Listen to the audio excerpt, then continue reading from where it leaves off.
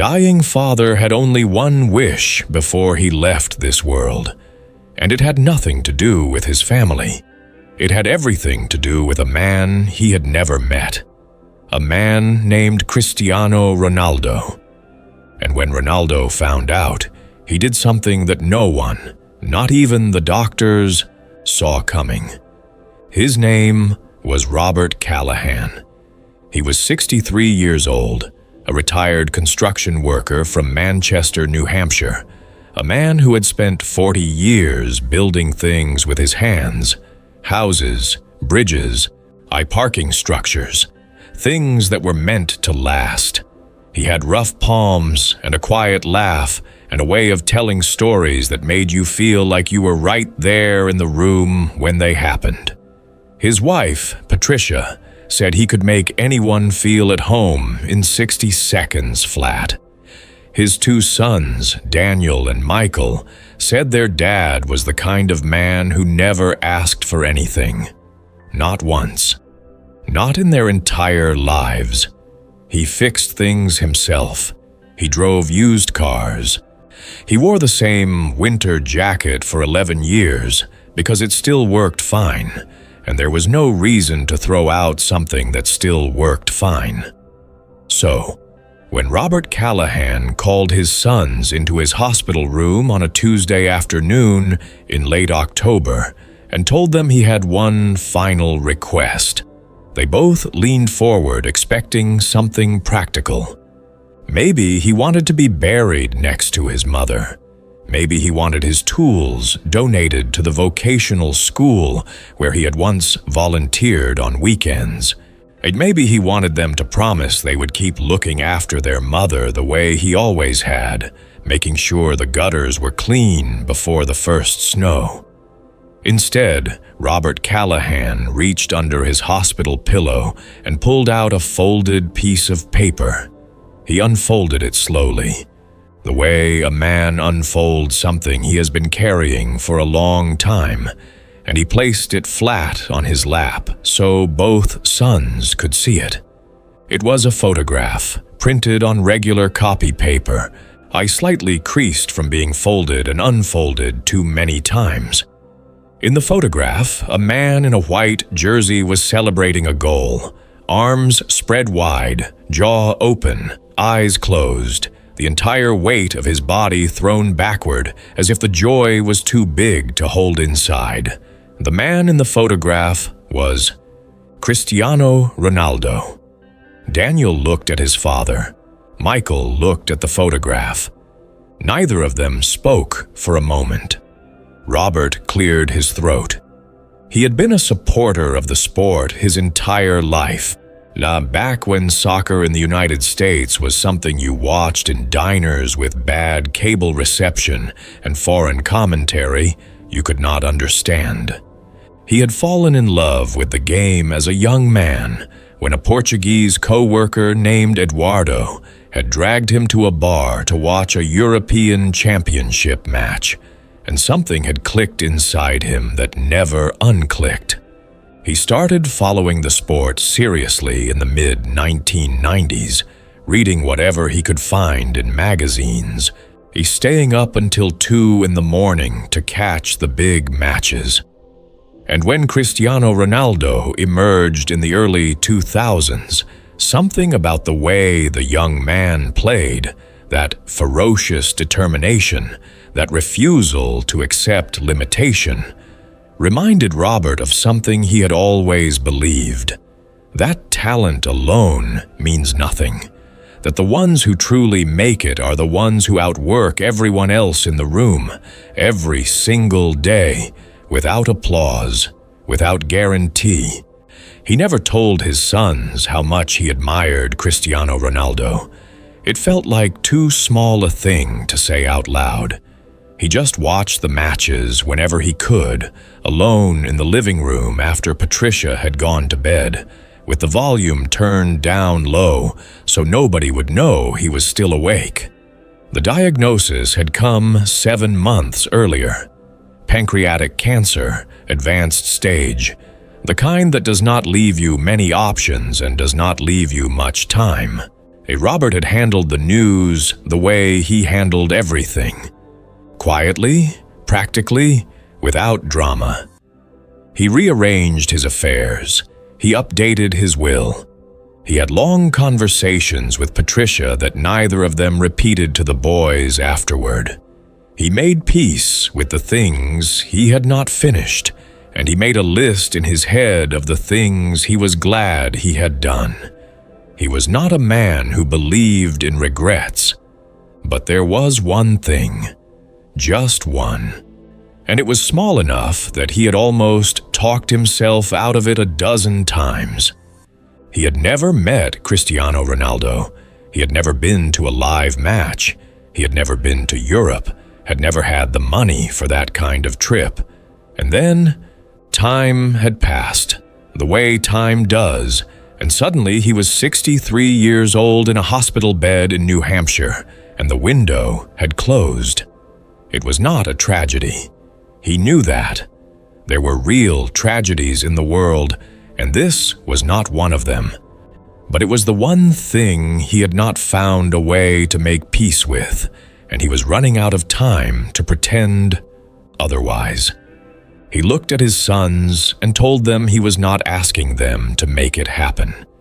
He understood it was impossible. Cristiano Ronaldo was one of the most famous people on earth, a man surrounded by security teams and agents and schedules packed 18 months in advance. Robert was not naive. He had not spent 63 years building things with his hands without learning the difference between what was possible and what was not. He just wanted them to know. That was all. He just wanted someone to know before he was gone. Daniel and Michael drove home from the hospital in silence. They did not eat dinner. They sat at Daniel's kitchen table and stared at the wall for a while. And then, Michael pulled out his phone and started typing. He did not have connections. He did not know anyone in the sports world. He did not have a strategy or a contact or a plan. He had a story and a father who was running out of time, and he started with that. He wrote a letter, a real letter, long and honest and completely unpolished, and he posted it on every platform he could find. Public posts, direct messages to fan accounts, emails to sports journalists, a handwritten version he actually mailed to the offices of Cristiano Ronaldo's foundation in Lisbon, Portugal. The letter described his father, the construction worker, the 40 years of hard work, the used cars and the old jacket and the way Robert Callahan had never once asked anyone for anything. It described the photograph under the pillow and the Tuesday afternoon in the hospital room and the way his father had looked when he said he just wanted someone to know. Michael did not expect a response. He posted the letter and then he closed his phone and went to bed and tried to sleep and could not. What happened next is something that people who work in professional sports will tell you almost never happens.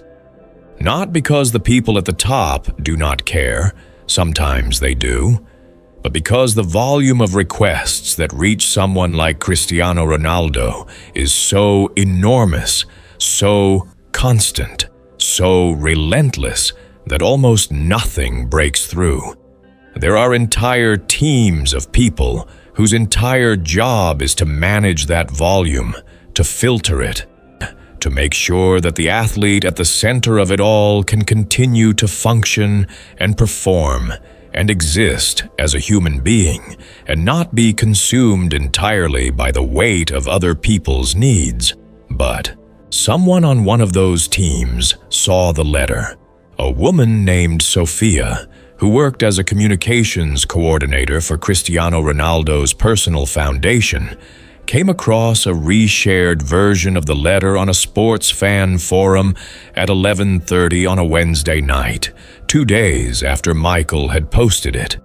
She read it once, quickly, and then she read it again, slowly, and then she sat with it for a moment before she forwarded it internally with a single sentence attached. "I think he should see this."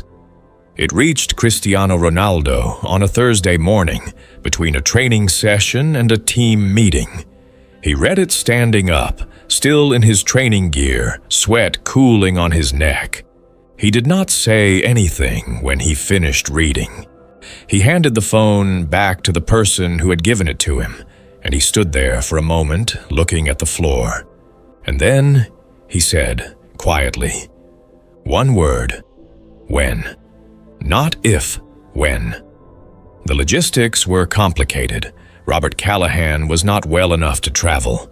A meeting would need to happen in New Hampshire at the hospital, on Robert's terms, around his medical schedule and the limits of what his body could handle. Cristiano Ronaldo's own schedule was dense and international. It built around match days and press obligations and commercial commitments that affected hundreds of other people. His team worked through the night to find a window. They found one.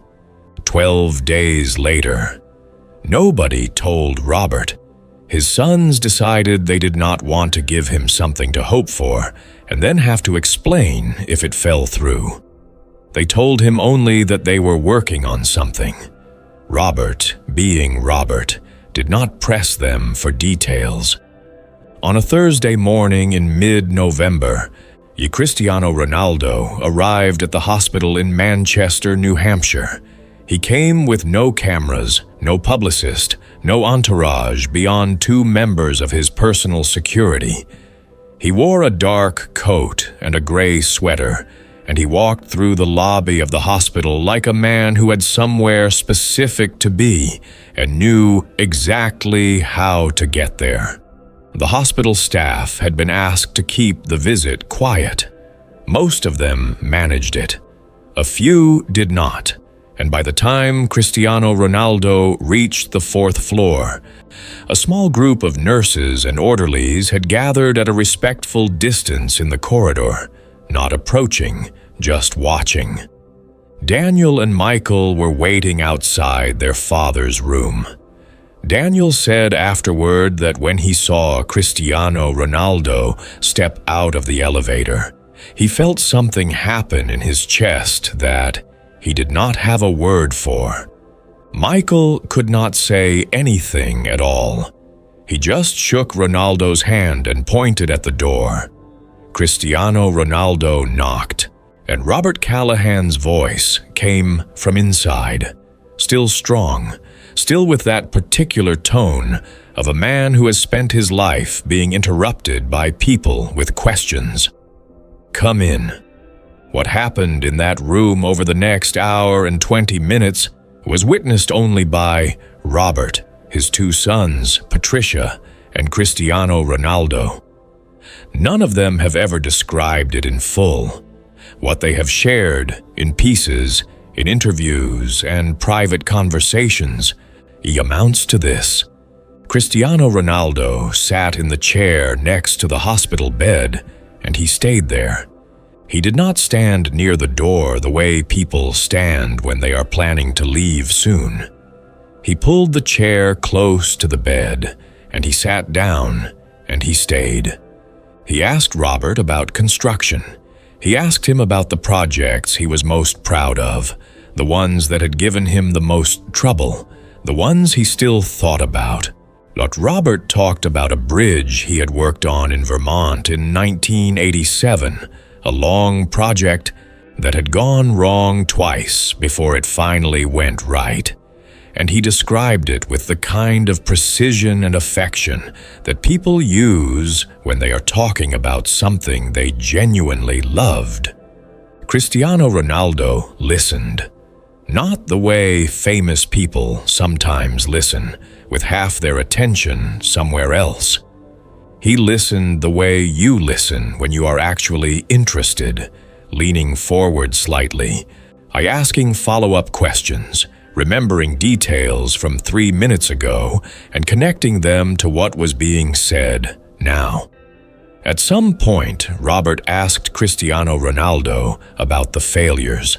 Not the famous ones, not the missed penalties that the whole world had seen. He asked about the ones that happened in private, the ones that nobody wrote about, the moments in training or in the quiet of a hotel room the night before a match when doubt arrived and had to be dealt with. Cristiano Ronaldo answered him honestly. He talked about periods early in his career when he was not sure he would make it, when the gap between where he was and where he needed to be felt too large to cross. He talked about what it took to keep going anyway. Robert listened to all of it, and at the end he nodded slowly and said, "That's the whole thing, isn't it? That's the whole thing right there." Before he left, Cristiano Ronaldo signed the photograph that Robert kept under his pillow. He signed it with a message that Patricia has never shared publicly, only confirming that it was personal, and that Robert read it 3 times in a row after Cristiano Ronaldo had left the room. Then Cristiano Ronaldo stood up, and he shook Robert's hand. Not a quick handshake, a real one. Both hands held for a moment, and he told Robert something that Daniel overheard from the doorway. He said, "You built things that are still standing. That matters more than you know." Robert Callahan passed away 19 days later. He died on a Sunday morning with Patricia beside him and both sons in the room. The photograph was on the nightstand. The signed message was facing up. At the small private service that followed, Daniel stood up and spoke about his father. He talked about the construction worker, the used cars, the 11-year-old jacket, the Tuesday afternoon in the hospital room with the folded piece of paper. He talked about what it had meant to Robert that someone had shown up, not sent a signed jersey through the mail, not made a donation in his name, but actually shown up and sat down and stayed. He said his father had spent his entire life building things meant to last, and in the last weeks of his life, he had learned that some of the most important structures are the ones you cannot see. The ones built between people in a single afternoon. The ones that hold even after everything else is gone. Cristiano Ronaldo was not at the service. He sent no public statement. He posted nothing.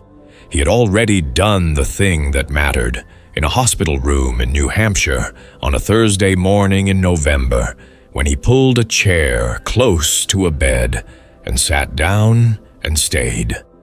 Michael eventually shared parts of the story online, not immediately, but months later, after he had found the words for it. The response was something he had not prepared for. Thousands of people wrote to him, not just football fans, people who had lost parents, people who were losing parents, people who were themselves the parent in the hospital bed and had forwarded the post to their own children with a note that said simply, "Read this."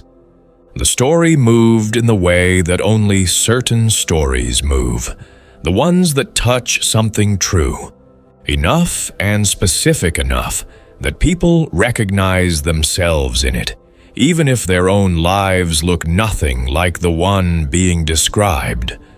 What people responded to, nay more than the famous athlete showing up, was the way he showed up, without cameras, without a press release, without any of the apparatus that usually surrounds a moment like that and converts it into content. He had not done it to be seen doing it. He had done it because someone had needed it done, and he was the person who could do it, and so he had done it. That simplicity, the pure, unperformed quality of the gesture, was what people could not stop talking about. There is a particular kind of loneliness that comes with being a parent who is dying. You have spent decades being the person other people needed, the one who showed up, who fixed the gutters, who drove the truck, who stayed late and asked for nothing. And then, suddenly, you are the one who needs something, and that reversal is hard to carry, and most people carry it quietly because they have spent their whole lives being the kind of person who carries things quietly. And Robert Callahan was that kind of person, and the one thing he had wanted, that one small, impossible thing, was not really about a photograph or a famous athlete. It was about being seen, about someone taking the time, about proof that the quiet, unspectacular, decent way he had lived his life had registered somewhere, with someone, in some form that mattered. Cristiano Ronaldo gave him that. An hour and 20 minutes of undivided attention, and a real conversation between two men who had built things in different ways and understood each other anyway. A handshake that meant what handshakes are supposed to mean. Patricia still has the photograph. It is in the same frame that Robert chose for it. A plain, dark wood frame, practical, nothing fancy. And it hangs in the hallway of the house they shared for 31 years, next to a photo from their wedding and a photo from Daniel's college graduation. People who visit the house sometimes ask about it. Patricia tells them the story. She tells it the same way every time, without embellishment, the way Robert would have told it. And at the end, she always says the same thing. He died happy. Not because everything was perfect, because he felt like it mattered that he had been here. There are things that statistics cannot measure, and that highlight reels do not capture. The number of goals Cristiano Ronaldo has scored is a matter of public record. It's available to anyone with a search engine and 30 seconds to spare. But the hour and 20 minutes in a hospital room in New Hampshire on a Thursday morning in November, that will never appear in any database. It will not factor into any ranking or any legacy assessment or any argument about who the greatest footballer of all time might be. It exists only in the memory of the people who were there, and in the quiet grief of a family that is still learning how to be a family without the man at the center of it. Daniel said something in the weeks after his father's death that has stayed with everyone who heard it. He said, "My dad spent his whole life building things meant to outlast him. He just never knew that one of those things would be this story." He was right. Some structures are made of steel and concrete. Some are made of an hour and 20 minutes and a chair pulled close to a bed and a man who stayed.